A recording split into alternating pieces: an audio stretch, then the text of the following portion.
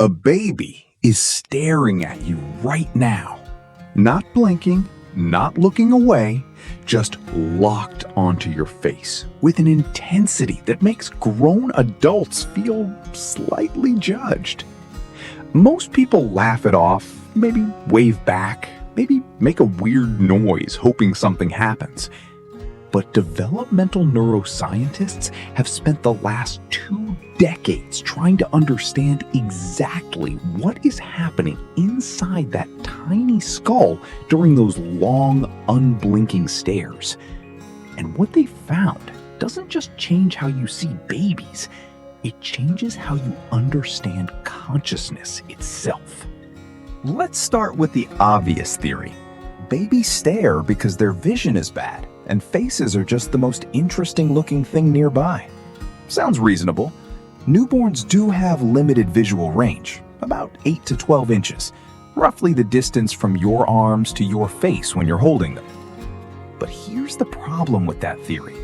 By 3 months old, babies have enough visual range to look at practically anything in the room. The ceiling, the window, the dog, the pile of laundry in the corner, and they still keep choosing your face every single time. That's not blurry vision. That is a preference. And when researchers started digging into why, what they found in the data was something nobody expected. In 2017, a team at the University of Cambridge published a landmark study in the journal PNAS. They measured neural activity in both infants and adults during face-to-face interaction using a technique called functional near-infrared spectroscopy. What they found stopped the field cold. When a baby locks eyes with you, when that stare happens, their brain waves begin to sync with yours. The same frequencies, the same rhythms, firing across 2 separate brains simultaneously. They tested it with an adult looking away, no sync. They tested it with a neutral face, partial sync.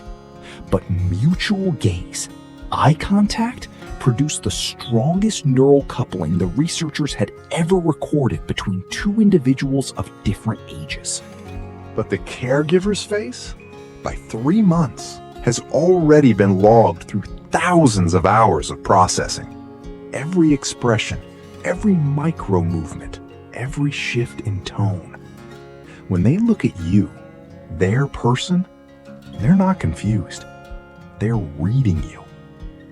Researchers at the University of Washington found that by 5 months, babies can distinguish between a genuine smile and a fake one. By 6 months, they track your emotional state and use it to decide how to respond to the world, a process developmental psychologists call social referencing. You look scared, they freeze. You look excited, they reach for the object. You look calm, they explore. That long, unblinking stare is data collection. Your baby is building a real-time emotional map of your face and using it to calibrate their own understanding of what is safe and what is dangerous. You are not just their parent. You are their nervous system's external hard drive. Now I want to tell you about an experiment that was considered so disturbing, it sparked years of ethical debate. It's called the still face paradigm, designed in 1975 by Dr. Edward Tronick at Harvard. The setup is simple. A mother interacts normally with her infant, smiling, talking, responding. The baby is happy and engaged. Then, on cue, the mother goes completely blank. Still face. No expression. No response. Eyes open, but nothing behind them. What happens next in the 2 minutes that follow is one of the most studied sequences of behavior. The baby immediately notices.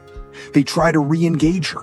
Big smiles, pointing, vocalizing, all the things that normally work. Nothing.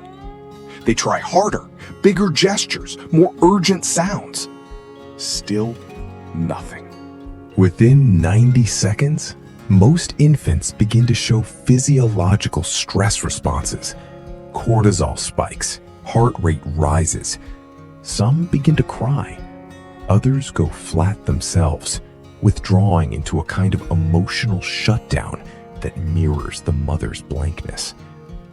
Dr. Tronick concluded that babies are not passive recipients of care. They are active participants in a constant emotional conversation. And that conversation happens almost entirely through the face. The stare isn't admiration, it is communication at its most fundamental level. There's one more layer to this, involving what babies are actually building. Researchers at MIT's Brain and Cognitive Sciences department found that infants who receive more contingent face-to-face interaction in the first 6 months show measurably greater development in the prefrontal cortex. The prefrontal cortex is the part of the brain responsible for planning, decision-making, emotional regulation, and complex social behavior. The architecture of adult cognition is being laid down in these moments.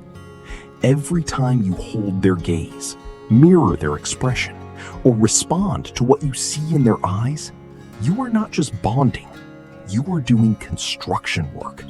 You are literally building the hardware that will run your child's mind for the rest of their life. But there is a warning. If you notice a baby who consistently avoids eye contact, who doesn't track your face, or who seems to look through you rather than at you, that is not just a quirk. Reduced or absent gaze behavior in infancy is one of the earliest observable markers associated with atypical social development. It doesn't mean something is wrong, but neuroscientists are clear. The brain's plasticity in the first 2 years is never that high again.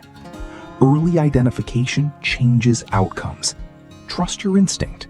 You are the most well-calibrated instrument in the world for reading your own child's face.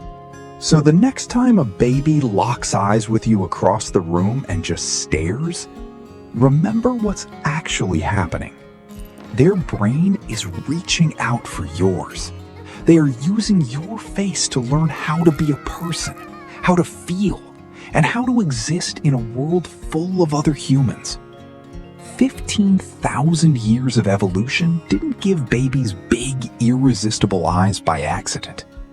Those eyes are the most sophisticated social interface ever developed. And when one locks onto yours, the only right response is to stare back.